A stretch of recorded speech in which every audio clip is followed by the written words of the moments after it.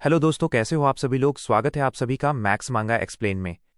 पिछले एपिसोड में हमने देखा था कि किस तरह फैंग युआन की किस्मत एक बार फिर मौत और जिंदगी के बीच झूल रही थी। ब्लेसेड लैंड का संतुलन टूट चुका था। लैंड स्पिरिट की मौत के बाद हर तरफ अफरा तफरी मच गई थी। डॉग ग्रुप्स का नियंत्रण खोने से बाहर की जंग बेकाबू हो चुकी थी और फैंग युआन खुद एक ऐसी हालत में पहुंच गया था जहां वो बस किसी के रहम पर जिंदा था। शाओ मैंग और मो वुटियन जैसे रैंक 5 के शक्तिशाली गू मास्टर्स मैदान में थे, लेकिन दो डॉग एम्परर्स ने उन्हें रोके रखा था। वहीं बाइनिंग बिंग अपनी पूरी ताकत से लड़ रही थी, पर दुश्मन था रैंक 5 का, और वो जानती थी जरा सी गलती और सब कुछ खत्म। फैंग युआन के लिए ये लड़ाई अब सिर्फ जिंदा रहने की नहीं थी। ये उसकी चालों, उसकी ठंडे दिमाग की असली परीक्षा थी। हर एक चाल, हर एक पल मौत और बचाव के बीच का खेल बन चुका था। और अब आज की कहानी में यानी चैप्टर 391 से 395 में फिर से उठेगी किस्मत की आंधी। फैंग युआन के सामने आएगा एक ऐसा मोड़ जहां दोस्त और दुश्मन की लकीर धुंधली हो जाएगी। नई शक्तियां, नई चालें और पुराने राज सामने आने वाले हैं। वो सब कुछ खो सकता है या फिर सब पर राज कर सकता है। तो चलिए भाइयों, तैयार हो जाइए रेवरेंड इंसैनिटी के अगले 5 धमाकेदार चैप्टर के लिए, जहां फैंग युआन का दिमाग किस्मत से ज्यादा तेज चलेगा और एक बार फिर साबित करेगा कि इस दुनिया में इंसैनिटी सिर्फ नाम नहीं, उसकी पहचान है। कुछ ही सेकंड ऐसे बीते जैसे कई दिन गुजर गए हों। आखिरकार वो काला बादल धीरे धीरे हवा में थमने लगा। फैंग युआन ने गहरी सांस ली। अब जाकर उसे थोड़ा वक्त मिला उस ब्लेस्ड लैंड के असली मालिक को कोसने का। इतनी महत्वपूर्ण बात रेसिपी में कहीं लिखी ही नहीं थी। अगर उसने आखिरी पल में पूरा ध्यान न लगाया होता और फेंग टिएनयू ने मदद न की होती तो आज सब बर्बाद हो गया होता। दोनों की मेहनत से वो स्थिति को शांत कर सका और धीरे धीरे फिर से नियंत्रण पा लिया। समय बीतने के साथ एक रहस्यमयी आभा हवा में फैलने लगी। बादल ने 300 साल की लाइफ स्पैन जीव को पूरी तरह पचा लिया। अब दृश्य फिर बदलकर लाल गेहूं के खेत जैसा दिखने लगा, लेकिन इस बार वो गेहूं लाल नहीं बल्कि नीला हरा हो चुका था, जैसे वसंत के मौसम में नई फसल उग आई हो, चारों तरफ फैली हुई। यही वो दृश्य था जिसे रेसिपी में लिखा था, 300 साल जैसे बसंत। फैंग युआन ने राहत की सांस ली और मन ही मन सोचा, लगता है वो रहस्यमयी गू इमॉर्टल जिसने ये रेसिपी बनाई, उसने खुद इसे कभी किया ही नहीं, वरना ये हिस्सा जरूर बताता। अब मुझे 500 साल की लाइफ स्पैन गू इस्तेमाल करनी होगी, लेकिन जल्दबाजी नहीं करनी चाहिए। उसने माथे का पसीना पोंछा और आवाज लगाई, बागुई, मुझे जहरीली जमीन की छवि दिखाओ। तुरंत ही हवा में धुएं से एक दृश्य उभर आया। लॉन्ग चिंग टियान की लाश जमीन पर पड़ी थी। उसके आसपास की धरती और आकाश गहरे हरे रंग में डूबे हुए थे। ये था लॉन्ग चिंग टियान का जेड स्काई जीयू पॉइजन। ये जीव प्राचीन इमेमोरियल एरा का था, इतना शक्तिशाली जहर कि फैंग युआन उसे छूने की हिम्मत भी नहीं कर सकता था। तभी उस धुंधली छवि में 2 गू मास्टर्स दिखाई दिए। दोनों की कल्टिवेशन रैंक 3 थी। एक बोला, ये जगह कितनी अजीब है, सब कुछ इतना हरा क्यों दिख रहा है। दूसरा बोला, जल्दी देखो वो लाश, वो तो लॉन्ग चिंग टियान है। दोनों लालच में उस जगह घुस गए और यूं ही उन्हें लॉन्ग चिंग टियान की लाश मिल गई। लॉन्ग चिंग टियान रैंक 4 के उच्च स्तर का था, एक प्रसिद्ध डिमोनिक हेड। वो सच में मारा गया? चलो जल्दी चलते हैं, उसकी लाश में शायद कुछ कीमती चीज हो। दोनों लालच में अंधे होकर लाश की तरफ दौड़े, बिना ये समझे कि उनके शरीर पर वो हरा जहर चिपक चुका है। फैंग युआन हल्के से मुस्कुराया, मौत को दावत दे रहे हैं। और सच ही 10 कदम भी नहीं चले थे कि जहर ने असर दिखाया और दोनों ही हरे प्रकाश में बदलकर हवा में गायब हो गए। फैंग युआन ने गंभीर आवाज में कहा, जेड स्काईगू पॉइजन अब बहुत गहराई तक फैल चुका है। ये पूरा क्षेत्र लगभग खत्म हो गया है। इसकी वजह से जो लूप होल बनेगा वो शाओ मैंग के बनाए छेद से भी बड़ा होगा। वक्त बहुत कीमती था, हर सेकंड की अहमियत थी, फिर भी फैंग युआन शांत बैठा रहा, भले ही अंदर से बेचैनी थी। 5 मिनट बाद एक जबरदस्त धमाका हुआ। पूरी ब्लेस्ड लैंड हिल उठी और हॉल की दीवारें कांप गईं। दूसरा लूपहोल टनल बन चुका था। लैंड स्पिरिट ने भारी सांस ली। इस तरह तो ब्लेस्ड लैंड की तबाही की गति दोगुनी हो जाएगी। फैंग युआन बोला, गू रिफाइनमेंट जारी रखो। उसने 500 साल की लाइफ स्पैन जू निकाली और बादल में फेंक दी। बादल फिर गरजने लगा, जैसे वो फैंग युआन के नियंत्रण से आज़ाद होना चाहता हो। लेकिन इस बार फैंग युआन पूरी तैयारी में था। पिछली बार की तरह अचानक नहीं घबराया और पूरे जोर से उसे नियंत्रित करने लगा। मगर जल्दी ही उसे महसूस हुआ कि ये बार उतना आसान नहीं। इस बार बादल सिर्फ फिसलन भरा नहीं था, बल्कि उसमें एक हिंसक ताकत आ गई थी, जैसे कोई हरा सांप अब एक फ्लड ड्रैगन बन चुका हो और बंधन तोड़ने को तैयार हो। फेंग टिएनयू तुरंत उसकी मदद को पहुंची। दोनों ने मिलकर पूरी ताकत झोंक दी उस बादल की बदलती स्थिति को दबाने में। कई बार बादल बेकाबू हुआ, जैसे किसी भी पल आज़ाद हो जाएगा, लेकिन दोनों की कोशिशों से आखिरकार वो शांत हो गया। 5 मिनट बाद बादल एकदम साफ हो गया और नीचे फिर से खून जैसे रंग का खेत दिखा, जिसमें सुनहरे गेहूं झूम रहे थे। ये दृश्य था 500 साल जैसे शरद। फैंग युआन ने राहत की सांस ली। अगर उसने ये जू रिफाइनमेंट जहर फैलने से पहले की होती, तो जब दूसरा लूप होल बनता और हॉल हिलता, तो सारा काम बीच में ही रुक जाता और असफल हो जाता। थोड़ा इंतजार करने के बाद बादल धीरे धीरे मिटने लगा। पानी के टंकी जितने बड़े आकार से सिकुड़कर अब वो एक छोटा जीव बन गया और नीचे गिरा। फैंग युआन ने उसे हाथों में पकड़ा। वो एक मूंगफली के छिलके जैसा दिखता था, सुनहरा, जिसकी सतह पर हल्के लाल निशान उकेरे थे। पहला फॉल्स सेकेंड एपर्चर जीव सिर्फ 1 हफ्ते तक टिक पाता था, बहुत अस्थिर था। लेकिन ये गू 40 साल तक टिक सकता था। इस स्तर पर असली सेकेंड एपर्चर जीव का आकार बन चुका था, जो उस मूंगफली के खोल में पल रहा था। लेकिन अगर इसे ऐसे ही छोड़ दिया जाए, तो चाहे 1000 साल बीत जाएं या 10,000, ये कभी सच्चा नहीं बन पाएगा। इसे सच में इमॉर्टल बनाने के लिए जरूरी है एक शक्तिशाली बाहरी बल, जो इसके भ्रम को मिटाकर इसे असली बना दे, यानी झूठे से सच्चा, नश्वर से अमर। और वो बाहरी बल है रैंक 6 का डिवाइन ट्रैवल जू। फैंग युआन ने गहरी सांस ली। अब आगे हमें एक इमॉर्टल ग्यू से ही दूसरे इमॉर्टल ग्यू को रिफाइन करना होगा।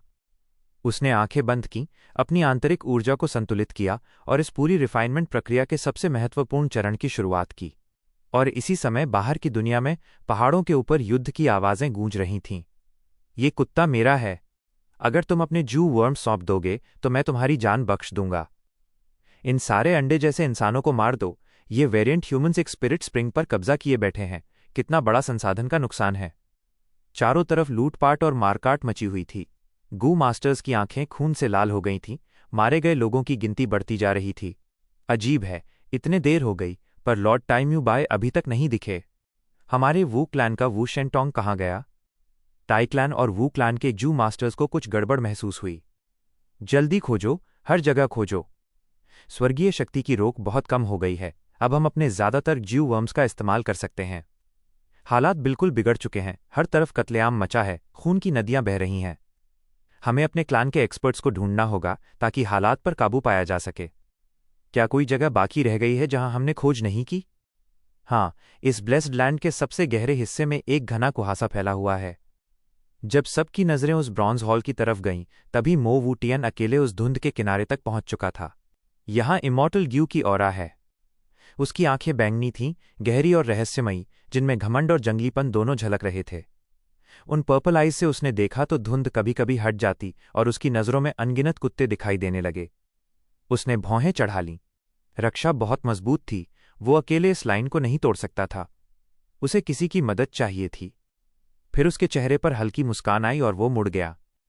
वो बिजली की तरह चला, आकाश को चीरते हुए सैकड़ों मील दूर जाकर उतरा हूं मैं ईआर के सामने। मेयर पहले तो डर के मारे सफेद पड़ गई, लेकिन जब उसने मो वूटियन को पहचाना तो मुस्कुराई। यंग मास्टर वूटियन, तुम भी आ गए। ये 3 किंग्स इनहेरिटेंस में हड्डी तो छोटी है, पर भेड़िए बहुत हैं, शायद तुम्हें डिसअपॉइंटमेंट होगी। अरे, तुम रैंक 5 पर एडवांस कर गए। में ईयर की आंखें हैरानी से चौड़ी हो गईं। वो उस आदमी को देखती रह गई। उसने गला सुखाते हुए हल्की मुस्कान लाने की कोशिश की। बहुत बढ़िया, रैंक 5 की स्ट्रेंथ से तो तुम यहां से बड़ा रिवॉर्ड हासिल कर सकते हो। ये ग्रीन एगमैन बहुत सारे हैं। उन्होंने किला और महल तक बना रखा है। मैं अंदर तक नहीं जा सकी। वहां एक ग्रीन एग एम्प्रेस है। अगर हम उसे पकड़ लें तो अनंत दौलत हमारी होगी। है। मो वूटियन ने उस किले की ओर देखा और हल्का हंसा। पहले किंग बाओ वैंग बा डैन के पास 8 एग एम्प्रेसेस थीं, जिनसे उसने अनगिनत एगमैन पैदा किए। किंग शिन वांग शाओ या की इनहेरिटेंस में इन्फॉर्मेशन गू और अनडिफीटेड 100 बैटल्स गू थी। किंग क्वान वांग एर गू के पास 2 डॉग एम्परर्स थे, यिंग मिंग और बाहुआंग। यही तो 3 राजाओं की इनहेरिटेंस का सार है, लेकिन इनमें से कोई भी चीज मुझे दिलचस्प नहीं लगती। में ईयर की मुस्कान जम गई। सोचा नहीं था यंग मास्टर वूटियन को 3 किंग्स इनहेरिटेंस की इतनी जानकारी है। अगर तुम्हें इसमें दिलचस्पी नहीं है तो मुझे ही लेने दो ना। तुम औरतें हमेशा इतनी शॉर्ट साइटेड होती हो। मो वूटियन जोर से हंसा और उसकी आंखों में झांककर बोला, सुनो, इस ब्लेस्ड लैंड का लैंड स्पिरिट मरा नहीं है। इसके सबसे गहरे हिस्से में एक मृत गू इमॉर्टल का ट्रेजर छिपा है। क्या? में ईयर सन रह गई। लेकिन वहां बहुत घना कुहासा है और 1 लाख से ज्यादा कुत्ते उसकी रखवाली कर रहे हैं।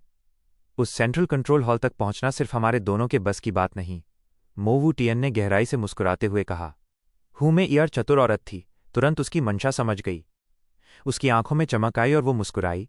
हे, लोगों को इकट्ठा करना कौन सी मुश्किल बात है। हु मे ईयर ने बिना वक्त गंवाए ग्रीन एग एम्प्रेस को छोड़ दिया और मो वू टियन के साथ मिलकर डेमोनिक जू मास्टर्स को भर्ती करने निकल पड़ी। उसके संपर्क और मो वू टियन की कल्टिवेशन और नाम की वजह से जल्द ही बहुत सारे डेमोनिक जू मास्टर्स इकट्ठे हो गए। गु इमॉर्टल के ट्रेजर की बात फैलते ही डेमोनिक मर्चेंट ली शियान, फायरी स्टार बाओटोंग, रॉक लिजार्ड ली क्यांग और दूसरे बड़े नाम वहां पहुंच गए। अब जब मो वू टियन फिर से उस धुंध में लौटा तो वो अकेला नहीं था, उसके साथ हजारों की डेमोनिक सेना थी।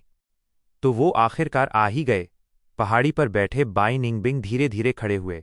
कुहासा लोगों की नजरें रोक सकता था, लेकिन लैंड स्पिरिट की मदद से बाई निंगबिंग सब कुछ साफ देख पा रहे थे, डेमोनिक अलायंस आर्मी तक। मो वू टियन ने कुछ देर हालात देखे और बोला, ली क्यांग, 300 लोगों को लेकर सीधा हमला करो।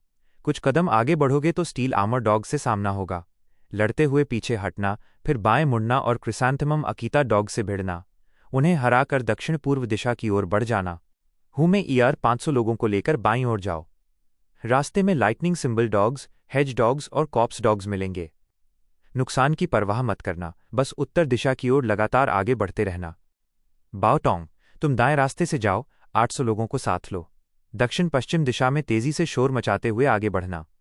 पहले 500 कदम तक कोई कुत्ता रास्ता नहीं रोकेगा। फिर लाइटनिंग सिंबल डॉग से टकराना होगा, पूरी ताकत लगा देना। अगर 45 मिनट में रास्ता नहीं बना तो वापस लौट आना। ली शियान, 400 लोगों को पीछे रखो, तैयार रहो किसी भी वक्त मोबिलाइजेशन के लिए। अगर मैं कोई आदेश न दूं तो वापसी करने वाले सैनिकों की रक्षा करना।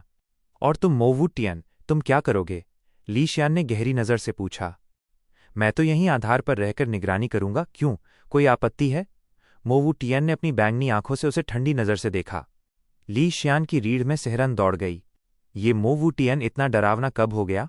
उसकी कल्टिवेशन इतनी तेजी से कैसे बढ़ी? उसकी किलिंग इंटेंट भी बहुत प्रबल है। जरूर उसे कोई एंशिएंट इनहेरिटेंस मिली है, वरना ऐसा बदलाव असंभव था। मैंने सोचा था वो लिटिल बीस्ट किंग उसका मुकाबला कर सकता है, लेकिन अब लगता है वो सच में डेमोनिक पाथ का नंबर 1 जीनियस है। ये आदमी बहुत खतरनाक है। ली शियान के दिल में ठंडक भर गई और उसने आज्ञा मानी। मो वू टियन की इस योजना के मुताबिक 4 डेमोनिक एक्सपर्ट्स अपनी अपनी सेनाओं के साथ धुंध की ओर बढ़ चले। हमला शुरू हो गया। आ रहा है। बाई निंगबिंग की निगाहें चमक उठीं, चेहरे पर घबराहट थी। उसने जल्दी से अपने डॉग ग्रुप को सक्रिय किया। जो कुत्तों की फौज अब तक शांत खड़ी थी, वो अचानक हरकत में आ गई। ऐसा लग रहा था जैसे कोई विशाल चक्की घूम रही हो, और ये सारे गू मास्टर्स उसके नीचे फंसे हरे और पीले दानों की तरह थे। कुछ ही पलों में वे पूरी तरह कुचले गए। आधे से ज्यादा लोग वहीं मारे गए, बाकी जो खतरे को भांप गए वे भाग निकले। द EMONIC आर्मी को बहुत बड़ा नुकसान हुआ। 1000 से ज्यादा लोग भेजे गए थे, पर वापस आए बस कुछ 100। यंग मास्टर वू टियन, क्या तुमने ठीक से देखा भी था? ली क्यांग ने सवाल किया। मैंने तुम्हारे बताए रास्ते पर ही हमला किया था। पहले ही टकराव में स्टील आर्मर डॉग मिला, फिर हम बाएं मुड़े, लेकिन वहां लाइटनिंग सिंबल डॉग्स और क्रिसैंथेमम अकीता डॉग्स दोनों तरफ से हम पर टूट पड़े। इतनी बड़ी संख्या में उनका सामना करना नामुमकिन था। बहुत नुकसान हुआ, आखिर में हमें पीछे हटना पड़ा। बाओटोंग का गुस्सा और भी ज्यादा भड़क उठा। मैं 800 लोगों को लेकर गया था, पर नॉर्थ वेस्ट तरफ से कोई आवाज नहीं आई, लेकिन साउथ ईस्ट की तरफ से लड़ाई की आवाजें सुनाई दीं। मैं अपने सैनिकों को लेकर उधर गया, और वहां lightning symbol dogs, hedge dogs और कॉप्स डॉग्स ने मिलकर हमला कर दिया। हु मेई एर का चेहरा भी मुरझा गया। यंग मास्टर वू टियन, मैंने तुम्हारी बात मानी और आगे बढ़ी, पर 800 कदम चलने के बाद भी कोई डॉग ग्रुप नहीं दिखा। मैं समझ ही नहीं पाई कि क्या हो रहा है। तभी चारों ओर से कुत्तों ने हमें घेर लिया। किसी तरह पलटकर रास्ता बनाया, नहीं तो हम सब मारे जाते। ली शियान बिना किसी भाव के एक तरफ खड़ा था। उसका ग्रुप उन जू मास्टर्स की सुरक्षा के लिए था जो लौट रहे थे, और जो डॉग ग्रुप्स पास आ रहे थे उनसे लड़ने के लिए। लेकिन जब इतने सारे सैनिक पीछे हट रहे थे, तब एक भी कुत्ता उधर नहीं आया। उसे पूरा वक्त बस इंतजार में बर्बाद करना पड़ा। मो वू टियन का चेहरा गंभीर था। कुछ देर सोचने के बाद वो बोला, मैं तुम सबसे ज्यादा साफ देख पा रहा हूं। कोई है जो इन कुत्तों को नियंत्रित कर रहा है। ये कोई स्थायी फॉर्मेशन नहीं है, बल्कि लगातार बदलने वाला है। यही वजह है कि तुम सब असफल हुए। सभी हैरान रह गए। कोई इन्हें नियंत्रित कर रहा है? कौन? मो वू टियन ने सिर हिलाया।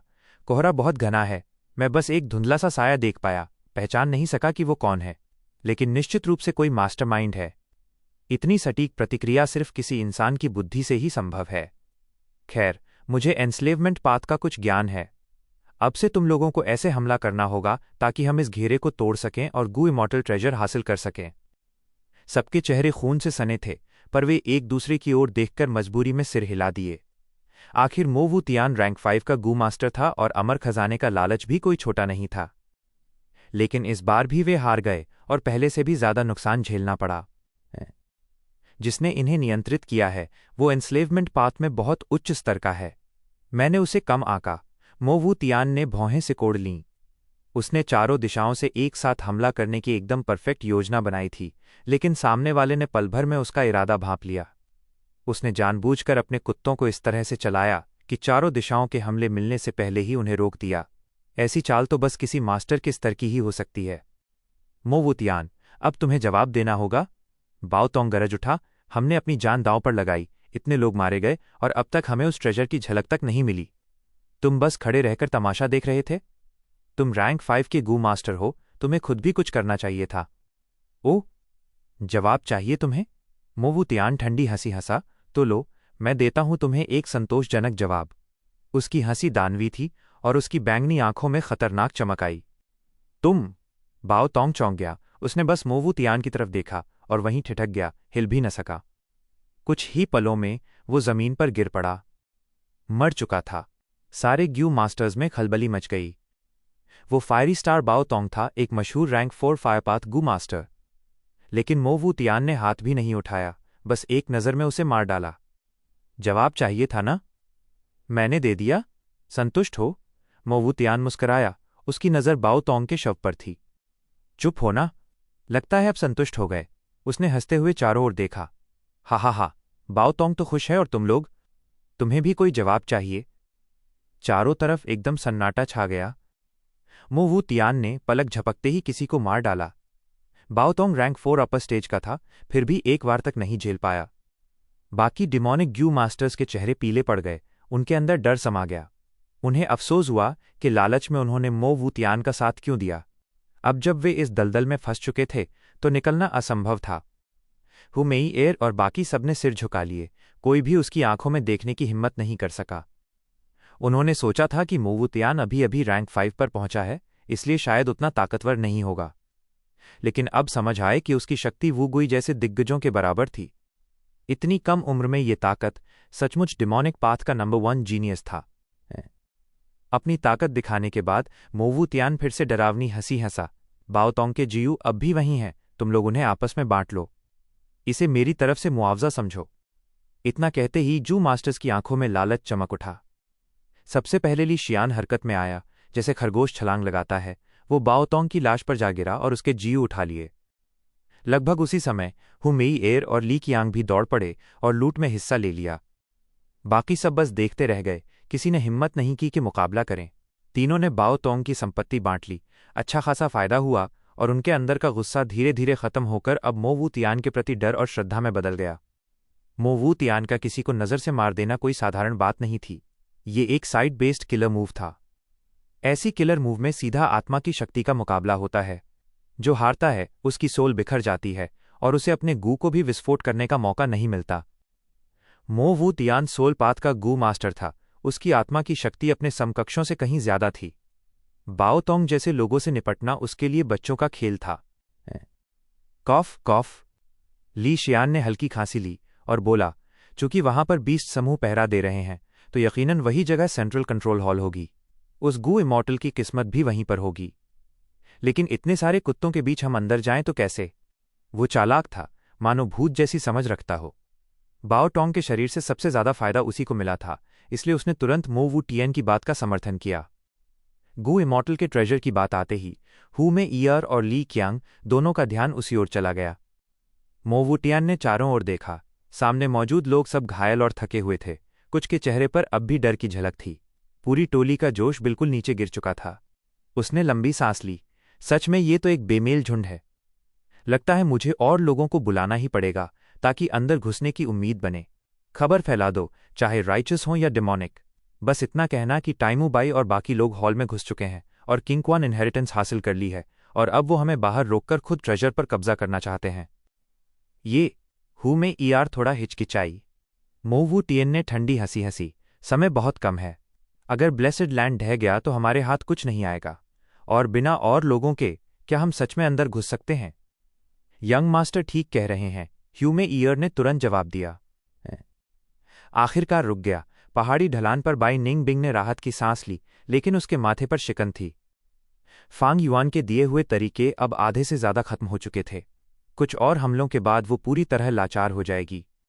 हा, मेरा केओस में मौका ढूंढने का तरीका आखिर काम कर गया। इस दीवार को उड़ाते ही मैं किंग बाओ यानी वांग बा डैन की इनहेरिटेंस पा जाऊंगा। शाओ मैंग जोर से हंसा। इस वक्त वो अकेला एक गुफा में छिपा हुआ था। उसके सामने एक विशाल पत्थर का दरवाजा खड़ा था। बस उसे उड़ा देने की देर थी और किंग बाओ की अंतिम इनहेरिटेंस उसके हाथ लग जाती। बैम बैम बैम, तेज रोशनी चमकी और जोरदार धमाके हुए। कुछ पल बाद शाओ मैंग ने हमले रोक दिए, हाँफते हुए उस दरवाजे को गुस्से से घूरा। दरवाजा बिल्कुल जस का तस था, एक भी दरार नहीं आई थी। लाइट पाथ का जोर तो रफ्तार और शुद्धिकरण पर होता है, लेकिन इसकी विनाशक शक्ति फायर पाथ जितनी नहीं है। किंग बाओ ने साफ तौर पर ऐसा व्यक्ति ढूंढने की चाहत रखी होगी जिसके पास फायर टाइप जीयू हो, लेकिन मेरे पास तो ऐसा कोई गू नहीं है, शाओ मैंग ने दांत भींचते हुए कहा, चेहरे पर नाराजी झलक रही थी। इसी समय एक जू मास्टर अंदर आया और रिपोर्ट दी। बाहर निकलो। किसने तुम्हें अंदर आने दिया? किंग बाओ इनहेरिटेंस सिर्फ मेरी है। क्या कहा तुमने? शाओ मैंग ने पहले उसे डांटा, लेकिन फिर उसकी बात सुनकर झटके से उसका कॉलर पकड़ लिया। तुमने कहा मोटे कोहरे में गू इमॉर्टल ट्रेजर छिपा है और लोग उसे पाने के लिए लड़ रहे हैं? जी हां, ये खबर फैल चुकी है। अनगिनत गू मास्टर्स वहां इकट्ठे हो रहे हैं। मैं आपसे झूठ बोलने की हिम्मत कैसे कर सकता हूं? सेकंड यंग मास्टर, अधीन व्यक्ति डरते हुए बोला। मुझे सेकंड यंग मास्टर मत कहो, मुझे ये उपाधि नापसंद है, शाओ मैंग ने डपटते हुए कहा, फिर पत्थर के दरवाजे की ओर देखा। उसकी नज़र हिचकिचाहट से दृढ़ संकल्प में बदल गई। वांग बा डैन बस रैंक 5 का गू मास्टर था, नाम भले किंग बाओ हो, मगर वो शाओ मैंग के बराबर ही था। उसकी इनहेरिटेंस किसी गू इमॉर्टल ट्रेजर की बराबरी कैसे कर सकती थी? चलो, निकलो। शाओ मैंग ने अपने अनुयायियों को लेकर तुरंत वहां से रुख किया। लोगों की संख्या बढ़ती जा रही है। पहाड़ी ढलान पर बाई निंग बिंग का चेहरा और गंभीर हो गया। अब वहां लगभग 10,000 लोग जमा हो चुके थे। इनमें से कुछ के कल्टिवेशन लेवल तो रैंक 1 या 2 थे, लेकिन सभी ग्यू मास्टर्स थे। जब इतने लोग एक साथ हों तो वे किसी भी चीज को रौंद सकते थे। हालांकि बाई निंग बिंग 100,000 कुत्तों की सेना पर नियंत्रण रखती थी, फिर भी वो अकेली थी। बाहर अनगिनत नजरों में लालच की चमक थी। सब इमॉर्टल के ट्रेजर से खिंचे चले आए थे।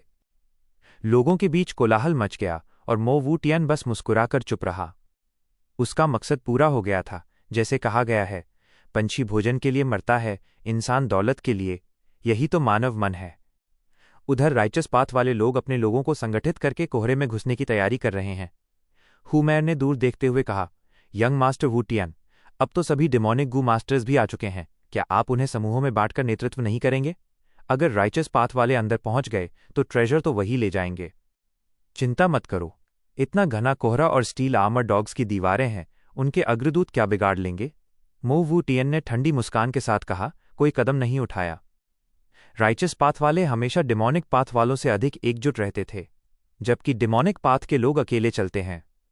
हालांकि मो वू टियन रैंक 5 का कल्टिवेटर था, मगर अभी युवा था और पहली बार नेतृत्व कर रहा था, इसलिए पुराने डिमोनिक विशेषज्ञ जैसे कॉन्ग री टियन और ली फे ले उसकी बात आसानी से नहीं मानने वाले थे। उसे पता था, जब ये लोग खुद समझ जाएंगे कि साथ मिलकर काम करने में फायदा है, तभी वो उन सब पर काबू पा सकेगा। और इसी बीच हॉल के अंदर ग्यू रिफाइनमेंट अपने निर्णायक चरण में पहुंच चुकी थी। आधे दिन बाद स्वर्ण मूंगफली के खोल ने डिवाइन ट्रैवल जू से टक्कर खाई। बैम बैम बैम, फैंग युआन और फेंग वूयू की आंखों के आगे अंधेरा छा गया, कानों में गर्जन गूंज उठा। डिवाइन अपॉर्चुनिटी असीमित है, भूमि के पार यात्रा करो। एक्टिवेटी। फैंग युआन ने पूरी शक्ति झोंकते हुए डिवाइन ट्रैवल गू को सक्रिय किया। डिवाइन ट्रैवल गू एक इमॉर्टल गू था, एक मॉर्टल के लिए उसे सक्रिय करना आसान कहाँ था, पर शुक्र था कि लैंड स्पिरिट ने गुप्त रूप से उसकी मदद की। जैसे ही इमॉर्टल एसेंस निकला, डिवाइन ट्रैवल ग्यू उजले कणों में बदलकर सुनहरी मूंगफली के खोल में समा गया। गुणात्मक परिवर्तन शुरू हो चुका था। शाओ मैंग सामने फैली हुई धुंध को देख रहा था, उसकी नजरें गहरी और गंभीर थीं। उसने अपनी रैंक 5 कल्टिवेशन के बल पर राइचस सेक्ट में एक ऊंचा स्थान हासिल किया था। उसने कई बार हमला करने की कोशिश की, लेकिन हर बार बुरी तरह हारकर लौटा, भारी नुकसान झेलते हुए।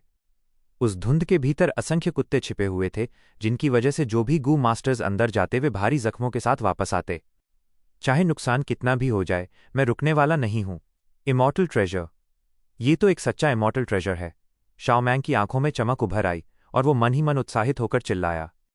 चलो, अगली लहर तैयार करो, फिर से हमला करेंगे, शाओ मैंग ने आदेश दिया। लेकिन इस बार बहुत कम लोग आगे आए। पहले की हार सबकी आंखों के सामने थी। चाहे फायदा कितना भी बड़ा क्यों ना हो, अब ये राइचस गू मास्टर्स हिचकिचा रहे थे। आखिर उनकी एक ही जिंदगी थी। कायरों का झुंड। शाओ मैंग ने मन ही मन उन्हें कोसा। समय उसके हाथ से फिसलता जा रहा था। इस इमॉर्टल ट्रेजर के अलावा उसे किंग बाओ इनहेरिटेंस भी हासिल करनी थी।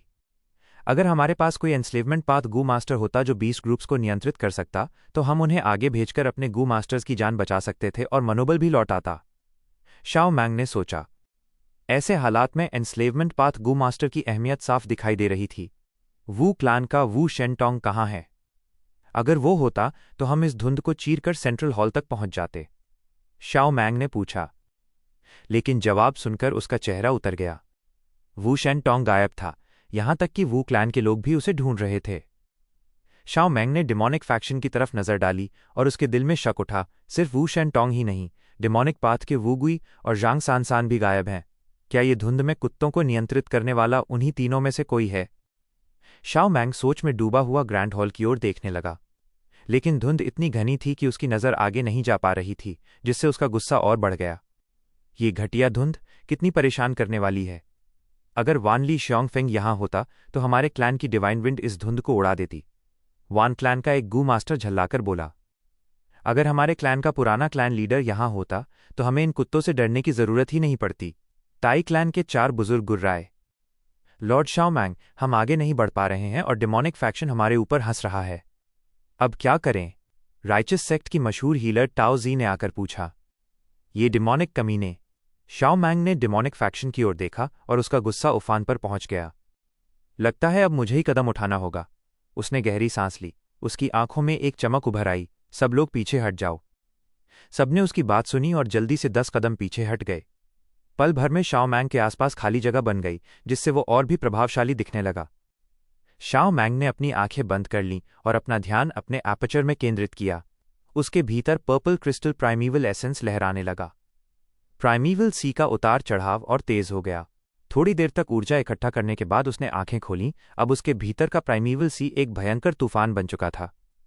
विशाल मात्रा में प्राइमीवल एसेंस 3 जू वर्म्स में समा गया। Extreme Light GU. My Will GU. Bright Spear GU. Killer move my glorious spear. Shao Meng का पूरा शरीर सफेद तेज रोशनी से चमक उठा। रोशनी इतनी घनी थी कि उसके चारों ओर का इलाका एक उजाले के टीले की तरह जगमगा उठा। वो पूरे तेज में नहाया हुआ था, जैसे कोई स्वर्ग से उतरा हुआ पवित्र आत्मा हो। उसने अपनी उंगली धुंध की ओर उठाई। तुरंत ही उसके आसपास की रोशनी एक बिंदु पर इकट्ठा होकर बाहर की ओर बिजली जैसी रफ्तार से फटी। सारी सफेद रोशनी एक साथ निकलकर 1.8 मीटर लंबी और 0.6 मीटर मोटी रोशनी की भाला बन गई। उसके एपर्चर की पर्पल क्रिस्टल एसेंस का 60% सिर्फ इसी एक वार में खत्म हो गया। वो रोशनी की भाला सीधा धुंध को चीरता हुआ जमीन के टीले पर जा गिरा। धड़ाम! एक जोरदार धमाका हुआ। तेज रोशनी के कारण सबने अपनी आंखें कसकर बंद कर लीं और अनायास ही पीछे हट गए। यहां तक कि मो वू टियन की आंखें भी सिकुड़ गईं। धमाके से जमीन कांप उठी। जब रोशनी छंटी तो हवा की लहरें हर दिशा में फैल गईं, इतनी तेज कि बहुत से लोग गिर पड़े। गू गू। मेन हॉल के अंदर फैंग युआन और फैंग टियान यू, जो गू को रिफाइन कर रहे थे, वे झटके से पीछे हुए और दोनों के मुंह से खून निकल आया। बाई निंग बिंग का चेहरा सफेद पड़ गया। उसके कानों में गूंज उठी। ये रैंक 5 गू मास्टर की ताकत है। शुक्र है कि ये किलर मूव मुझ पर सीधे नहीं गिरा, वरना मेरा डिफेंसिव ज्यू 1 सेकंड भी नहीं टिक पाता। बाई निंग बिंग के मन में झटका लगा। रैंक 5 गू मास्टर का वार। ऐसी शक्ति को वो अपने मौजूदा स्तर पर कभी नहीं झेल सकती थी। जब उसकी आंखों से उजाला धीरे धीरे छटा तो उसने देखा कि जहां वो भाला गिरा था वहां हजारों कुत्ते भस्म हो चुके थे। पूरा टीला अब एक गहरे गड्ढे में बदल गया था। बाई निंग बिंग ने ठंडी सांस ली। इतनी ताकत! अगर ऐसे कुछ और वार हो जाएं तो पूरा डॉग फॉर्मेशन मिट जाएगा। उसका आत्मविश्वास फिर से डगमगाने लगा। लेकिन फैंग युआन ने पहले से ही उसे समझा दिया था कि अगर ऐसा कुछ हो तो उसे क्या करना होगा। बाई निंगबिंग ने जल्दी से गू को नियंत्रित किया और बहुत सारे कुत्ते उस गड्ढे की तरफ दौड़े। उसकी रक्षा फिर से बन गई। हाँ, इतने सारे कुत्ते! शाओमैंग का दिल भारी हो गया और राइचस व डिमोनिक दोनों गू मास्टर्स हैरानी से हाँफ उठे।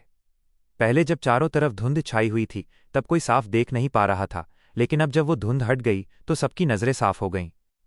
उनके सामने 90,000 से भी ज्यादा कुत्ते खड़े थे, इतने घने कि मानो पहाड़ी पर कोई लोहे की दीवार बनी हो। Lightning symbol dog, chrysanthemum Akita dog, hedge dog, steel armour dog, yin dog. कुछ लोग गिन रहे थे, हर झुंड में 5,000 से भी ज्यादा कुत्ते थे। इतने सारे डॉग किंग्स! किसी ने चिल्ला कर कहा। भले ही कितने भी कुत्ते हों, पर डॉग किंग्स अपनी शान के कारण छिप नहीं सकते थे। सिर्फ क्रिसेंथेमम अकीता डॉग्स ही थोड़े अलग थे, बाकी सब डॉग किंग्स बैठे हुए थे, जैसे अंधेरे में जलती हुई लौ जो दूर से भी नजर आती थी। ये आम कुत्ते और डॉग किंग्स तो खास खतरा नहीं, मगर देखो वो 5 महान माउंटेन डॉग्स माइनस हेवी ताई, ग्रीन हुआ, स्मोक सॉन्ग, लाइट हैंग और स्टार हैंग। कुछ दूरदर्शी गू मास्टर्स का चेहरा पीला पड़ गया। बाहरी सुरक्षा घेरे में lightning symbol dogs, chrysanthemum Akita dogs और दूसरे आम कुत्ते थे, जबकि अंदर का चक्र उन 5 महान माउंटेन डॉग से बना था। और जहां हॉल का दरवाजा था, वहां की आखिरी सुरक्षा लाइन थी सैकड़ों बालों वाले इंसान। पूरा गठन इतना मजबूत था कि मानो किसी ने उसे लोहे से गढ़ा हो, फिर भी वो कठोर नहीं, लचीला और चुस्त था। क्या आयरन फॉर्मेशन है? मोवू तियन की बैंगनी आंखें चमक उठीं।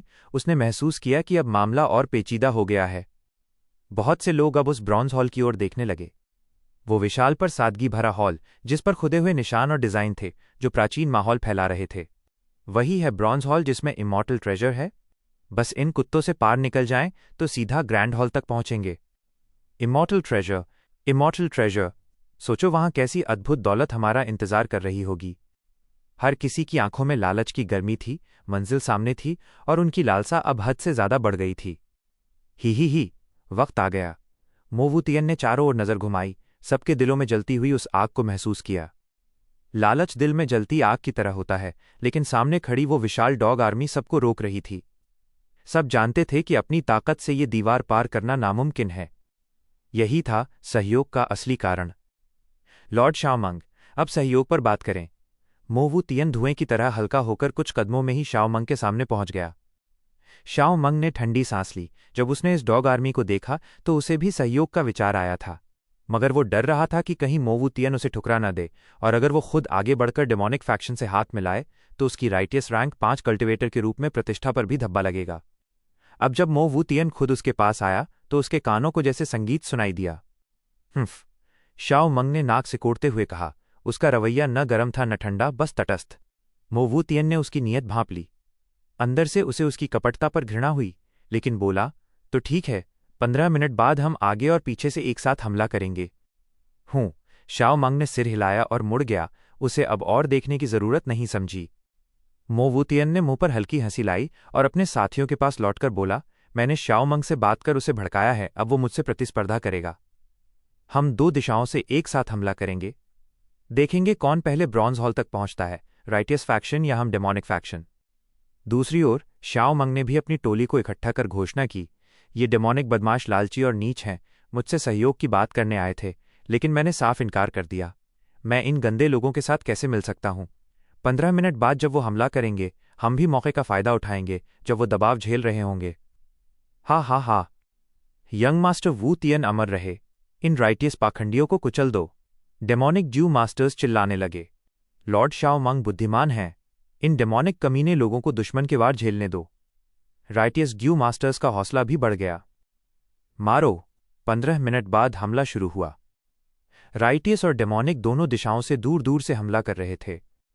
बाई निंगबिंग किसी छिपी जगह पर थी, भूमि आत्मा की मदद से साझा दृष्टि का प्रयोग करते हुए अपनी डिवाइन कॉन्शियसनेस से पूरे युद्ध क्षेत्र को स्कैन कर रही थी। 10,000 कुत्ते भौंकते हुए दांत दिखाकर आगे बढ़े। क्षणभर में ही चारों ओर खून बहने लगा, हाथ पांव उड़ने लगे, तरह तरह के जीव की शक्ति टकराने लगी। आग और बर्फ का नृत्य, बिजली के धमाके, मिट्टी उखड़ना और हरी बेलों का अनंत फैलाव। मारो। यी चोंग सबसे आगे था, निर्भीक और बहादुर। उसका शरीर नीली मछली के शल्कों से ढका था, हवा में उसके लाल बाल उड़ रहे थे। उसके चारों ओर हल्की नीली घुमावदार लहरें उठ रही थीं और उसकी पीठ पर काले फिन उभर आए थे, जिससे वो मानो समुद्र में कोई डरावना शार्क लग रहा था। कोई भी कुत्ता उसका रास्ता नहीं रोक पा रहा था। इमॉर्टल ट्रेजर, अगर ये मुझे मिल गया और मेरा मिशन सफल हो गया तो मैं क्लैन में लौटकर अपना उपनाम शांग रख सकूंगा। ये हुआ कि आंखों में दृढ़ता थी। वो जलते हुए देवता की तरह लड़ रहा था। जहां भी जाता वहां आग भड़क उठती और कुत्तों की चीखें गूंजतीं। कॉन्ग्री तियन जोर से हंसता हुआ फूलों की बारिश में बदल गया। ली शियान ठंडी हंसी के साथ अपने रैंक 5 जीयू का प्रयोग कर खुद को छिपा चुका था। सबकी नजरों से बचकर चुपचाप आगे बढ़ रहा था। साथ मिलकर चलो, मैं उपचार करूंगी, कोई चिंता नहीं, ताओ जी चिल्लाई और बहुत से गू मास्टर्स उसके आसपास इकट्ठे हो गए। हर कोई अपनी दिशा में बढ़ रहा था और इस विशाल युद्ध के बीच यानजुन धीरे धीरे आगे बढ़ रहा था, जैसे कोई यात्री टहलते हुए जा रहा हो। एक शक्तिशाली और बहादुर डॉग किंग उस पर झपटा, लेकिन यानहुन के चेहरे पर कोई बदलाव नहीं आया। वो अचानक छाया में बदल गया। डॉग किंग उसके आर पार निकल गया। वो छाया चमकी और फिर से यानजुन का असली शरीर बन गई। डॉग किंग पीछे मुड़कर देखता, तब तक वो गू मास्टर्स के झुंड में उलझ चुका था। गू मास्टर्स अपनी पूरी ताकत झोंक चुके थे। कोई बिजली से, कोई बर्फ से, कोई बेलों से हमला कर रहा था। युद्ध का दृश्य अब पूरी तरह पागलपन में बदल चुका था। बाई निंगबिंग इतनी विशाल सेना को संभाल नहीं पा रही थी और अब वो खुद घबराने लगी थी। मारो, आगे बढ़ो। धत, इतने सारे कुत्ते कहां से आ गए? चारों तरफ से मारकाट की चीखें, लोगों की चिल्लाहटें, कराहें, गालियां और कुत्तों की हुआ एक साथ मिलकर ऐसा शोर बना रही थी मानो धरती आसमान हिल जाए। लड़ाई शुरू हुए मुश्किल से 5 मिनट भी नहीं हुए थे, लेकिन खून से नदियां बहने लगी थीं और चारों ओर लाशें बिखरी पड़ी थीं। बाई निंगबिंग किसी गुप्त जगह पर छिपी हुई थी और उसने अपनी पूरी ताकत लगाकर सारे डॉग ग्रुप्स को नियंत्रित किया। लैंड स्पिरिट की मदद से वो धीरे धीरे हालात को संभालने लगी। Lightning symbol dog, chrysanthemum Akita dog और बाकी आम डॉग बीस्ट्स को सबसे ज्यादा नुकसान पहुंचा। गू मास्टर्स आधे रास्ते तक कुत्तों के झुंड में घुस गए और फिर सामने आए 5 महान माउंटेन डॉग्स के घेरे से टकराए, जहां उनका भारी नुकसान हुआ। हेवी टाई, ग्रीन हुआ, स्मोक सॉन्ग, लाइट हैंग और स्टार हैंग, ये 5 महान कुत्ते बेहद ताकतवर थे। उनकी गोलाकार फॉर्मेशन बहुत मजबूत थी। वे ऐसे खड़े थे जैसे कोई विशाल बांध जो लहरों की तरह उमड़ते गू मास्टर्स को रोक दे। अब तक राइचस और डिमोनिक दोनों पक्षों को भारी हानि हो चुकी थी। बड़े भाई, हिम्मत रखो। मेंग तू ने जियाओ हुआंग का हाथ पकड़ लिया। जियाओ हुआंग के शरीर से लगातार खून बह रहा था। जियाओ हुआंग ने मेंग तू के सहारे खुद को संभाला और बाकी बचे सैनिकों के साथ किसी तरह आगे बढ़ने लगा। इस वक्त वे पीछे नहीं हट सकते थे, न ही रुक सकते थे। अगर उन्होंने कदम रोका तो कुत्तों के झुंड उन्हें निगल जाते। भाई, इस बार तो हम बुरी तरह फंस गए। हमने शांग क्लैन का काम लिया था, फैंग जेंग का सिर लाना था। किसे पता था कि इमॉर्टल ट्रेजर मिल जाएगा? लोभ ने हमें बर्बाद कर दिया। अब देखो कैसी मुसीबत में हैं। जाओ हुआंग ने गहरी सांस छोड़ी। ये दोनों रैंक 3 पीक स्टेज के गू मास्टर्स थे, डिमोनिक पाथ के मशहूर हत्यारे। उन्होंने एक बार रैंक 4 गू मास्टर शाओ फू लू को भी मार गिराया था। वे शांग क्लैन में शामिल होकर चुपके से फैंग युआन को खत्म करना चाहते थे, लेकिन मौका कभी मिला ही नहीं।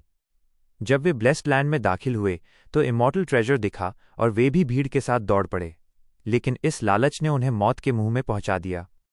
इस उथल पुथल में सिर्फ रैंक 5 एक्सपर्ट्स ही बिना रोक टोक आगे बढ़ सकते थे। रैंक 4 पीक स्टेज वाले जमकर लड़ रहे थे, रैंक 4 अपर स्टेज वाले भीड़ के साथ बह रहे थे। रैंक 1 और 2 गू मास्टर्स तो सबसे ज्यादा मारे गए, रैंक 3 वाले भी सिर्फ किस्मत से ही बच पाए। फिर भी ग्यू मास्टर्स लगातार आगे बढ़ते जा रहे थे। उस इल्यूजनरी इमॉर्टल ट्रेजर ने सबके भीतर की दीवानगी को भड़का दिया था। हर कोई बस एक ही ख्वाब देख रहा था, इमॉर्टल ट्रेजर हासिल कर जिंदगी बना लेना, कोई बड़ा एक्सपर्ट बन जाना। लेकिन मौत के वक्त कुछ लोगों को होश आया, अफसोस हुआ, पर तब तक बहुत देर हो चुकी थी। ये लोग तो पागल हो गए हैं, इमॉर्टल ट्रेजर के लालच में अपनी जान की परवाह ही नहीं रही। टाई रुओ नान ने कदम धीमे किए। युद्धभूमि का नज़ारा देखकर वो दंग रह गई। टाई क्लैन के 4 बुजुर्ग उसके चारों ओर सुरक्षात्मक घेरे में खड़े थे। मुझे लगता है ये सब मोवू टियन का ही काम है, टाई क्लैन के एक बुजुर्ग ने धीरे से कहा। तुम कहना क्या चाहते हो? टाई रुओ नान की आंखें चमक उठी दूर। मोवू टियन आगे बढ़ रहा था, उसके चेहरे पर पागलपन भरी हंसी थी, उसकी आंखों में गहरी बैंगनी रोशनी चमक रही थी। वो सोलपाथ गू मास्टर था और उसने गुप्त रूप से अपनी गू से सबके मन पर असर डाल रखा था, जिससे सब और ज्यादा उन्मादी हो गए थे। द EMONIC पाथ के लोगों को जीने का हक नहीं, टाई रुओ नान ने गुस्से में कहा। उसके दिल में किलिंग इंटेंट उमड़ पड़ा। यंग मास्टर, मोवू टियन रैंक 5 एक्सपर्ट है, उसे हराना आसान नहीं होगा। पहले हमें अपने लक्ष्य पर ध्यान देना होगा। हमारा मकसद तो फैंग जेंग है, टाई क्लैन के एक बुजुर्ग ने सलाह दी। टाई रुओ नान ने होंठ भींचे और सिर हिलाया, उसकी निगाहें इस्पात जैसी मजबूत थीं। ठीक है, अभी सबसे ज़रूरी बात है little beast king Fang Zeng. हाहा, मुझे लगा एनस्लेवमेंट पाथ गू मास्टर इतना कमज़ोर नहीं होगा, मो वूटियन जोर से हंसा। बैटलफील्ड की तेज़ हवा में उसके काले बाल उड़ रहे थे और उसके चारों ओर डिमोनिक फ्लेम्स उछल रही थीं। राइचस और डिमोनिक गू मास्टर्स का संयुक्त हमला उसकी उम्मीद से कहीं बेहतर चल रहा था।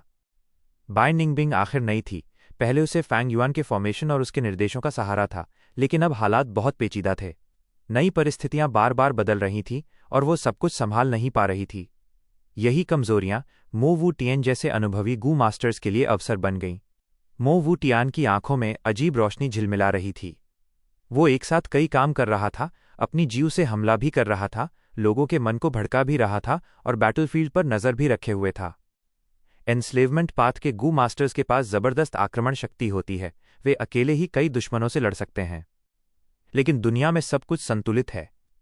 एनस्लेवमेंट पाथ की सबसे बड़ी कमी ये थी कि वे संसाधनों का बहुत इस्तेमाल करते हैं और व्यक्तिगत रूप से कमजोर होते हैं, यानी उन्हें मारना आसान होता है।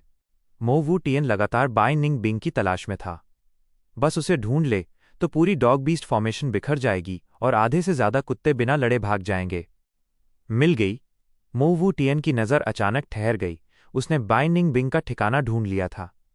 वो हंसते हुए बोला, हे, अपनी जिंदगी मुझे दे दे। इतना कहकर उसने अपनी बांह झटकी और उसका पूरा शरीर बैंगनी डिमोनिक धुंध में बदल गया। वो डिमोनिक धुंध बैटलफील्ड पर बिजली की तरह दौड़ने लगी। कुछ ही सांसों में वो बाय निंग बिंग से बस 1000 कदम दूर रह गई। अच्छा नहीं हुआ। बाय निंग बिंग ने जब उस धुंध को अपनी तरफ आता देखा तो उसका दिल डूब गया। मो वू टियन रैंक 5 का गू मास्टर था, जबकि बाय निंग बिंग सिर्फ रैंक 4 की थी। अकेले ताकत से ही वो उससे नहीं लड़ सकती थी, और अब तो वो एक साथ कई काम कर रही थी और डॉग बीस्ट्स को भी नियंत्रित कर रही थी। फिर भी मेरे पास भी मेरा ट्रम्प कार्ड है। बाय निंग बिंग चौंकी जरूर, लेकिन घबराई नहीं। उसने मन में कहा, जाओ काट दो उसे बाहुआंग। एक पहाड़ जितना बड़ा डॉग एम्परर, जो दूर खड़ा सब देख रहा था, आदेश सुनते ही उछल पड़ा। उसकी एक छलांग 100 फीट से भी ज्यादा की थी और वो सीधा मो वू टियान पर जा गिरा। वूफ! बाहुआंग की भौंक पूरे बैटलफील्ड में गूंज उठी। उसकी भौंक इतनी भयंकर थी कि मानो आसमान फट गया हो। पल भर में बैटलफील्ड पर सन्नाटा छा गया। उसी के साथ बाकी सारे डॉग बीस्ट्स का हौसला भी बढ़ गया और गू मास्टर्स की हानि और तेज हो गई। वो डॉग एम्परर वाकई अद्भुत था। उसका शरीर विशाल था, पूरा बदन सुनहरी मुलायम फर से ढका था, सिर शेर की तरह था और गले के चारों ओर घनी अयाल ऐसे चमक रही थी जैसे सूरज की रोशनी। वो सच में बीस्ट का सम्राट था और इसे कोई हल्के में नहीं ले सकता था। अगर ये अपने अंदर मौजूद वाइल्ड ग्यू का इस्तेमाल करे तो रैंक 5 ग्यू मास्टर्स से भी टक्कर ले सकता था। धत! मो वू टियन ने गुस्से में कहा जब बाहुआंग ने उसका रास्ता रोक लिया। बाय निंग बिंग ने राहत की सांस ली, लेकिन तभी बैटलफील्ड के आर पार एक तेज चांदी की रोशनी चमकी और पल भर में उसके सामने आ खड़ी हुई। हे, डिमोनिक पाथ की छोटी लड़की, जरा देख मुझे कौन हूं। वो चांदी की रोशनी इंसानी रूप में बदल गई। वो था रैंक 5 राइचस पाथ का expert Shao Meng. Ying Ming! Bai Ning Bing ने दबाव सहते हुए मन ही मन आदेश दिया और दूसरा डॉग एम्परर बाहर भेजा। दूसरा डॉग एम्परर बाकी के मुकाबले छोटा था, एक सामान्य डॉग बीस्ट के आकार का।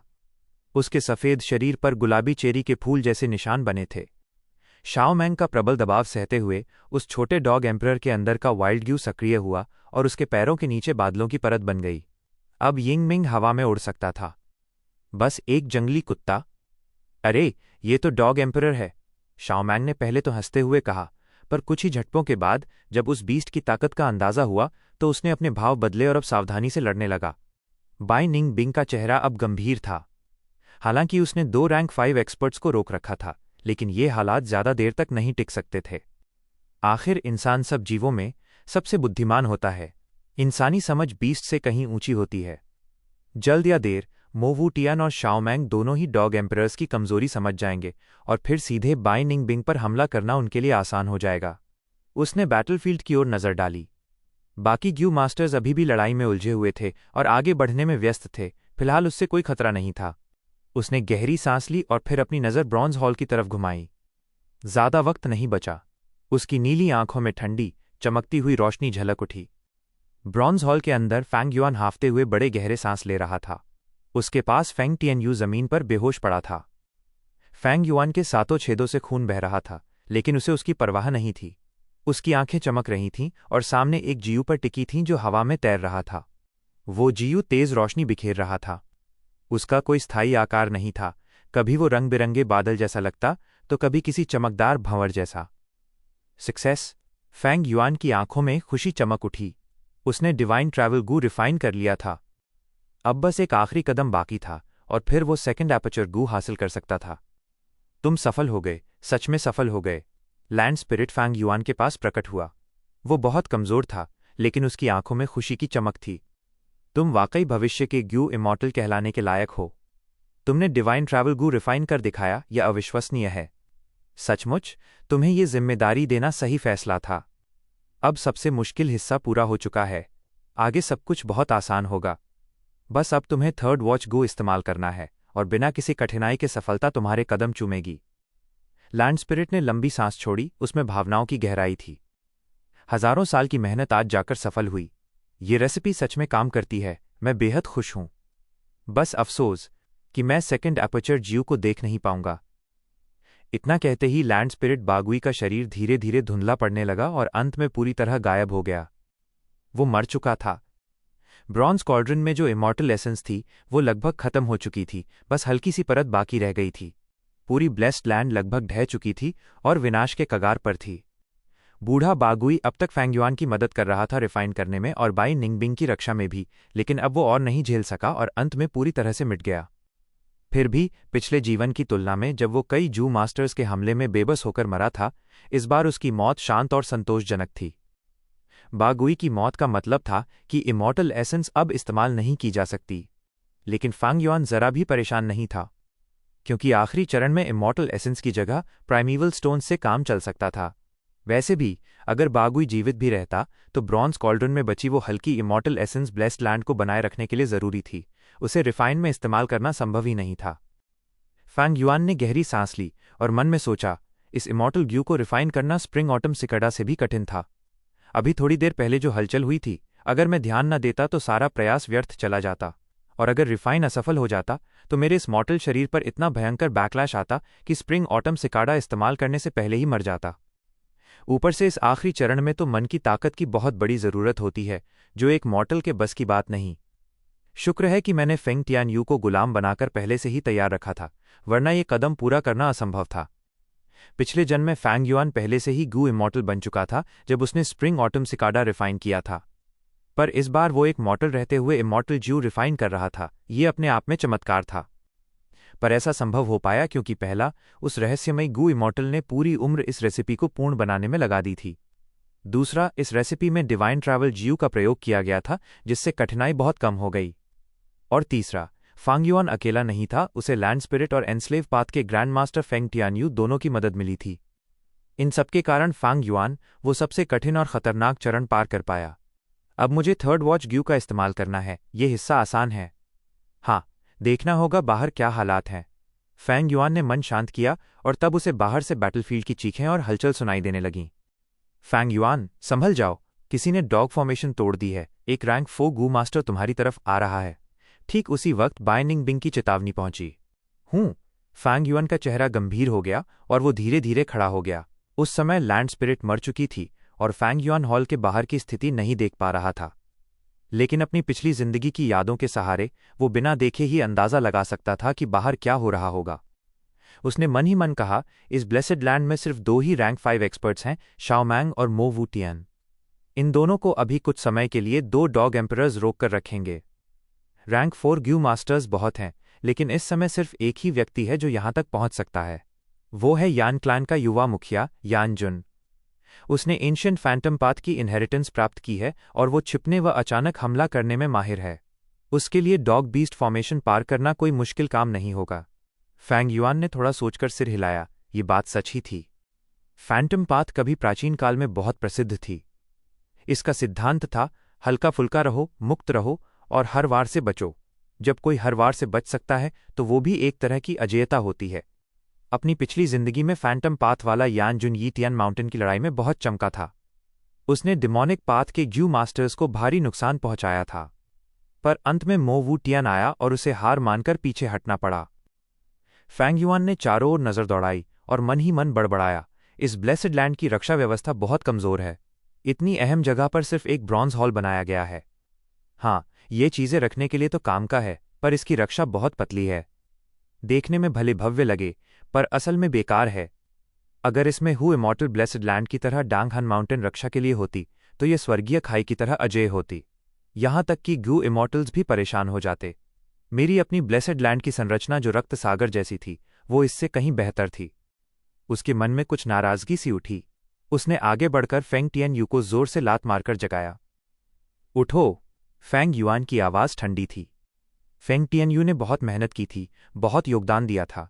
अगर उसने ज़्यादातर दबाव अपने ऊपर न लिया होता, तो शायद फेंग युआन अब तक रिफाइनमेंट के इस चरण तक पहुंच ही नहीं पाता। छोटा ऊ! उफ! मास्टर! वो धीरे धीरे उठा। उसकी आंखें लाल थीं, बाल बिखरे हुए, चेहरा सफ़ेद और थका हुआ। वो कांपते हुए फेंग युआन को झुककर सलाम करने लगा। मेन हॉल से बाहर जाओ और उस रैंक 4 फैंटम पाथ गू मास्टर को रोको, चाहे अपनी जान भी देनी पड़े, फेंग युआन ने निर्दयता से आदेश दिया। जी, सबॉर्डिनेट अपनी पूरी कोशिश करेगा। फेंग टियन यू ने होंठ भींचे और बाहर चला गया। उसकी प्राइमीवल एसेंस लगभग खत्म हो चुकी थी, अब उसमें ज्यादा लड़ने की ताकत नहीं बची थी। और वैसे भी एक रिफाइनमेंट पाथ ग्रैंड मास्टर युद्ध में निपुण नहीं होता। यह लगभग तय था कि वो जिंदा वापस नहीं लौटेगा। लेकिन फेंग युआन के पास कोई और विकल्प नहीं था। उसे अभी रिफाइनमेंट की अंतिम चरण में ध्यान लगाना था, और उसके पास कोई अन्य शक्ति नहीं बची थी। सेकेंड एपर्चर ग्यू सबसे महत्वपूर्ण है। एक रिफाइनमेंट पाथ ग्रैंड मास्टर की कुर्बानी इसके सामने कुछ भी नहीं। फेंग युआन जमीन पर बैठ गया, पांव मोड़कर, और हवा में चमकती हुई रंगीन रोशनी को ध्यान से देखने लगा। इस चरण पर सेकेंड एपर्चर ग्यू लगभग तैयार थी। वो वास्तविक और अवास्तविक रूप के बीच बदल रही थी, कभी रूप में तो कभी निराकार। अभी उसे हिलाया नहीं जा सकता था, और वो सिर्फ 6 घंटे तक ही टिक सकती थी। 6 घंटे बाद अगर रिफाइनमेंट पूरा न हुआ, तो वो रोशनी मिट जाएगी और सारा परिश्रम व्यर्थ होगा। अब कोई पीछे मुड़ने का रास्ता नहीं बचा। जैसे ही मैं ये अंतिम चरण पूरा कर लूंगा, मुझे सेकेंड एपर्चर ग्यू मिल जाएगी। बस। फेंग युआन ने अपने पेट पर हाथ रखा और गंभीरता से सोचने लगा। ब्लेसड लैंड के अंदर समय बाहरी दुनिया से 3 गुना तेजी से बीत रहा था। स्प्रिंग ऑटम सिकाडा बहुत तेजी से पुनर्जीवित हो रही थी और उसकी एपर्चर पर अत्यधिक दबाव डाल रही थी। हालांकि फेंग युआन की एपर्चर रैंक 4 अपर स्टेज पर थी, फिर भी वो इस दबाव को पूरी तरह सहन नहीं कर पा रही थी। उसकी सतह पर छोटे छोटे दरारें दिखने लगी थीं। अब उसे 2 थर्ड वॉच ज्यू का इस्तेमाल और करना था, जिससे समय की गति 9 गुना बढ़ जाएगी। उस समय उसकी एपर्चर उस दबाव को सह पाएगी या नहीं, ये सवाल था। फेंग युआन कोई ऐसा व्यक्ति नहीं था जो लापरवाही से जोखिम उठाए। उसने इस रिफाइनमेंट को शुरू करने से पहले हर संभावना का ध्यानपूर्वक विश्लेषण कर लिया था। उसे भरोसा था कि ये जुआ वो जीत जाएगा। बस सेकेंड एपर्चर मिल जाए और वो ब्लेसड लैंड से जल्दी निकल जाए, तो उसे कुछ महीनों का आराम मिल जाएगा। उसने पहले से ही कुछ बैकअप प्लान्स भी बना रखे थे। थर्ड वॉच गू, चलो। उसने मन को शांत किया और ध्यान केंद्रित कर अंतिम चरण शुरू किया। थर्ड वॉच ज्यू के प्रभाव से वो रोशनी का गोला तेजी से बदलने लगा। उसकी चमक आंखें चुंधिया देने वाली थी और उसमें से निकलती रहस्यमयी आभा को शब्दों में बयां करना मुश्किल था। डिवाइन ट्रैवल गू से स्थान विस्तृत होता है और थर्ड वॉच गू से समय सघन होता है। ये सच में स्थान और समय दोनों के नियमों का उपयोग है। ये तो इमेमोरियल ईरा की ज्यू की राह है। अनुभव से सच्चा ज्ञान आता है और फेंग युआन को इससे गहरी समझ प्राप्त हुई। समय तेजी से बीता। पहला थर्ड वॉच गू समाप्ति के कगार पर था। वो रोशनी का गोला धीरे धीरे ठोस रूप लेने लगा। अब वो अपने अंतिम स्वरूप के करीब था। बाहर से युद्ध की चीखें और तेज हो रही थीं, लेकिन न तो मो वुटियन, न शाओ मांग, न यान जुन, कोई भी अभी तक मेन हॉल के अंदर नहीं पहुंच पाया था। अच्छा, अब दूसरा थर्ड वॉच गू। फेंग युआन के चेहरे पर भी उत्साह झलकने लगा। आखिर रिफाइनमेंट सफलता के कगार पर था। लेकिन तभी अचानक बाई निंग बिंग की आवाज आई, फेंग युआन, सावधान रहो। ताई रुओ नान ने रक्षा पंक्ति तोड़ दी है और वो तुम्हारी ओर बढ़ रही है। फेंग युआन का चेहरा बदल गया। इस वक्त उसका पूरा ध्यान रिफाइनमेंट पर था। वो इसे बीच में छोड़ नहीं सकता था। वो खुद नहीं हिल सकता था और फेंग टियन पहले ही बाहर भेजा जा चुका था। अब उसके पास कोई रक्षा शक्ति नहीं बची थी। अब क्या करे? उसने तेजी से जवाब भेजा, बाई निंग बिंग, तुम आखिर कर क्या रही हो? अब तक मेरी रक्षा करने नहीं आई। मैं अभी हिल भी नहीं सकता। अगर मैं मारा गया तो पॉइजन वाउगू के असर से तुम भी मर जाओगी। फेंग युआन की आवाज में गुस्सा और हताशा दोनों भरी थी।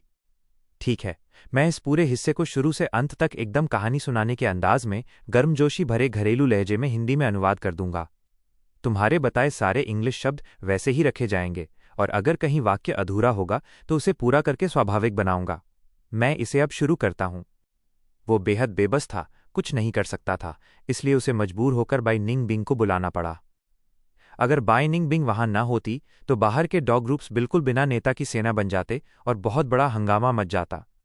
जल्दी ही वो सारे हीरोज रास्ता बनाते हुए अंदर तक घुस आते। लेकिन फांग युआन इन सबके बारे में सोच भी नहीं पा रहा था। इस वक्त वो बिल्कुल वैसा था जैसे कोई मछली काटने के तख्त पर रखी हो, जिसे कोई भी कभी भी मार सकता है और वो कुछ नहीं कर सकता। अगर कोई उसकी रक्षा न करे तो टाई रुओ नैन उसे पलक झपकते ही खत्म कर सकती थी। शुक्र था कि गू रिफाइनमेंट अब अपने आखिरी पड़ाव पर पहुंच चुकी थी, बस अब सेकंड थर्ड वॉच गू का इस्तेमाल बाकी था। फैंग युआन अब बस यही चाहता था कि उसे थोड़ा और वक्त मिल जाए।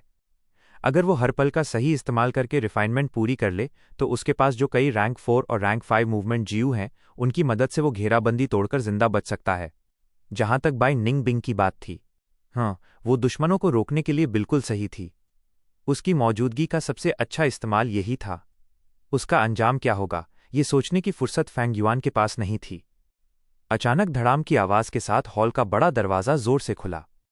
टाई रुओ नैन अंदर आई। उसने हॉल का नज़ारा देखा और पहले तो कुछ पल के लिए हक्की बक्की रह गई, फिर उसके चेहरे पर खुशी और नफरत दोनों एक साथ झलकने लगी। छोटे बीस्ट किंग, आज का दिन तेरे अंत का दिन है। बिना बात पूरी किए उसने हमला कर दिया। हाथ लहराते ही असंख्य सुनहरी सुइयां, गोल्डन नीडल्स फांग युआन की ओर उड़ चलीं। बाई निंग बिंग, मौत की गंध उसके चारों तरफ फैल गई और फांग युआन खुद को पुकारने से रोक न सका। एक तेज ठंडी हवा चली और आइस दीवार, आइस वॉल बनकर सारे गोल्डन नीडल्स रोक लिए। अगले ही पल बाई निंग बिंग हॉल के दरवाजे पर प्रकट हुई। लेकिन उसकी हालत बेहद खराब थी। उसका पूरा शरीर लहूलुहान था। पीठ पर एक गहरी चोट थी जो कंधे से लेकर नीचे तक गई थी, इतनी गहरी कि उसकी हड्डियां तक दिख रही थीं। कपड़ों पर हरे पत्ते चिपके थे, उसके चांदी जैसे बाल झुलस चुके थे और उसका पूरा बायां हाथ बैंगनी पड़ गया था। साफ था कि वो जहर खा चुकी थी। जल्दी उसे रोक लो, फैंग युआन ने घबराकर कहा। मुझे बस थोड़ा और वक्त चाहिए। बाई निंग बिंग ने दांत भींचकर जवाब दिया। बेकार की बातें मत करो, तुम बस रिफाइनमेंट पूरा करो। और टाई रुओ नैन से भिड़ गई। टाई रुओ नैन ने ठंडी हंसी हंसी। उसके गोल्डन नीडल्स बिजली की तरह उड़ने लगे, बेहद ताकतवर। बाई निंग बिंग ने पूरी कोशिश की, लेकिन वो पहले ही बुरी तरह घायल थी। उसकी ताकत अपने असली रूप की 10% भी नहीं बची थी। कुछ ही वारों में वो कमजोर पड़ने लगी। कुछ देर बाद उसकी टखने में मोच आ गई। वो लड़खड़ाई और टाई रुओ नैन ने ये मौका पकड़कर जबरदस्त वार किया। बाई निंग बिंग फिर से घायल होकर जमीन पर गिर पड़ी। पहले तुझे खत्म करती हूं। टाई रुओ नैन के माथे पर बना चिन्ह चमका और ठोस रूप में बदलकर सुनहरी उड़ती हुई कटार, गोल्डन फ्लाइंग डैगर बन गया, जो सीधा बाई निंग बिंग की ओर चला। कटार हवा को चीरते हुए उसके गले की ओर आई, लेकिन जरा सा चूक गई और जाकर कांसे की जमीन में धंस गई। बाई निंग बिंग लुढ़कते हुए उस वार से बची और चिल्लाई, फांग युआन, कितना वक्त लगेगा? और फैंग युआन का दिल जोर जोर से धड़क रहा था। उसने दांत भींचते हुए कहा, बस थोड़ा सा, मरते दम तक रोक लो। अगर मैं मर गई तो तू भी नहीं बचेगा। बाई निंग बिंग ने बुदबुदाया, मगर टाई रुओ नैन का हमला फिर शुरू हो गया। हमले लगातार एक के बाद एक आने लगे। बाई निंग बिंग पीछे हटती गई, बस बचने की कोशिश कर रही थी, मौत और जिंदगी के बीच झूलती हुई। कुछ और वारों के बाद वो हाँफते हुए बोली, अब नहीं हो पा रहा। फैंग युआन, मैं अब सेल्फ डिस्ट्रक्ट करने जा रही हूं। फैंग युआन चौंक गया। तेरी एप्टीट्यूड फिर से 100% लौट आई? तू खुद सोच ले, बाई निंग बिंग ने गुस्से से कहा। फैंग युआन की आंखें सिकुड़ गईं। बाई निंग बिंग का फिर से northern dark soul ice physique में बदलना तो तय था, लेकिन उसने नहीं सोचा था कि ये इतना जल्दी होगा। उसके हिसाब से तो ब्लेस्ड लैंड में समय 3 गुना तेज चलने के बावजूद इसमें कई महीने लगने चाहिए थे। लेकिन वो रिफाइनमेंट के सबसे नाजुक मोड़ पर था, अब ध्यान भटकाना मुमकिन नहीं था। एक 10 एक्सट्रीम फिजिक का सेल्फ डिस्ट्रक्शन इतना भयानक होता है कि रैंक 5 जू मास्टर्स तक पीछे हटने पर मजबूर हो जाते हैं। अगर बाई निंग बिंग सच में सेल्फ डिस्ट्रक्ट कर गई तो पूरा युद्ध पल भर में बदल जाएगा। कोशिश कर, जब तक काबू में रख सके मत कर, फैंग युआन ने पीछे मुड़कर कहा, लेकिन वो हॉल के प्रवेश द्वार की तरफ नहीं देख पा रहा था। उसके जवाब में बस बाई निंग बिंग की गहरी सांस सुनाई दी, अब देर हो चुकी है। अगले ही पल हॉल के भीतर ठंडी लहर दौड़ गई, तापमान तेजी से गिरने लगा। चर्र, चर्र। बर्फ जमने की आवाजें आने लगीं। ये कौन सा गू है? टाई रुओ नन की हैरानी भरी चीख सुनाई दी। फैंग युआन ने मुश्किल से सिर घुमाया तो देखा कि पूरा हॉल बर्फ और बर्फीली हवा से भर चुका है। बाय निंग बिंग हवा में तैर रही थी, उसका पूरा शरीर बर्फ के क्रिस्टल में बदल गया था, बिल्कुल वैसा ही जैसे चिंगमाओ माउंटेन पर सेल्फ डिस्ट्रक्ट के वक्त हुआ था। ठंडी हवा गरज रही थी, बर्फीले पहाड़ उठ रहे थे और टाई रुओ नान पर टूट पड़ रहे थे। टाई रुओ नान का चेहरा सख्त हो गया, वो जल्दी से पीछे हटने लगी। लेकिन हॉल का दरवाज़ा अब बर्फ में बदल चुका था, वो अंदर फंस चुकी थी जैसे कोई कछुआ अपने खोल में बंद हो। क्या ये वही प्रसिद्ध northern dark ice soul physique है? टाई रुओ नान की आखिरी चीख गूंजी, लेकिन तब तक देर हो चुकी थी। वो बर्फ में बंद हो चुकी थी, जैसे किसी पारदर्शी पत्थर में कोई कीड़ा कैद हो। पर बर्फ यहीं नहीं रुकी, वो धीरे धीरे फैंग युआन की तरफ भी बढ़ने लगी। Bye Ning Bing, bye Ning Bing, Fang yuan ने पुकारा, लेकिन कोई जवाब नहीं आया। वो पूरी तरह बर्फ में बदल चुकी थी, उसका चेहरा अब पहचान में भी नहीं आ रहा था। उसकी क्रिस्टल जैसी आंखें अब पूरी तरह बुझ चुकी थीं। धत्त तेरी! फैंग युआन का सिर दर्द से फटने लगा, बर्फ अब उसके शरीर तक पहुंच चुकी थी। उसने तुरंत यांगू का इस्तेमाल किया। यांगू उड़कर बाय निंग बिंग के शरीर पर जाकर गिरा। तुरंत ही यांग ऑरा और बर्फीली ठंडक ने मिलकर प्राइमीवल एसेंस का भंवर बना दिया। वही दृश्य दोबारा जीवित हो गया जो कई साल पहले क्विंगमाओ माउंटेन पर हुआ था। बर्फ का फैलना रुक गया, लेकिन इस ध्यान भंग होने से जियो रिफाइनमेंट लगभग असफल हो ही गई थी। फैंग युआन का दिल जोर से धड़क उठा, उसने सारा ध्यान फिर से केंद्रित किया, पीछे का ख्याल छोड़कर सिर्फ रिफाइनमेंट पर ध्यान लगाया। और आखिरकार उसके प्रयासों से हल्के बादल गाढ़े होकर सेकंड एपर्चर जीयू में बदल गए। इमॉर्टल गू! आखिरकार मैंने सक्सीड कर लिया। फैंग युआन का दिल खुशी से फट पड़ा। उसकी सारी मेहनत, सारे खतरे, सबका नतीजा उसे मिल गया था। लेकिन तभी छन्न की आवाज़ हुई। एक तेज आइस ब्लेड उसके सीने को आर पार कर गया, पीछे से घुसा और आगे से निकल आया। फैंग युआन की आंखों की पुतलियां सुई की नोक जितनी सिकुड़ गईं, उसने मुश्किल से पीछे मुड़कर देखा। बाय निंग बिंग, तुम! फैंग युआन, सोच भी नहीं सकता था कि एक दिन तू खुद किसी जाल में फंसेगा। टाई रुओ नान धीरे धीरे आगे बढ़ी, उसकी निगाहों में जलती हुई नफरत थी। तो गाइज, इसी के साथ आज का एपिसोड यहीं पर खत्म होता है। अगर आपको कहानी पसंद आया हो तो एक प्यारा सा कमेंट और वीडियो को लाइक जरूर कर देना। और हाँ, सब्सक्राइब करके जुड़ जाओ मैक्स मांगा एक्सप्लेन से, बेल आइकन भी ऑन कर लेना ताकि कोई भी अपडेट मिस ना हो। कल फिर मिलेंगे अगले एपिसोड के साथ, तब तक के लिए अपना ख्याल रखना। जय हिंद।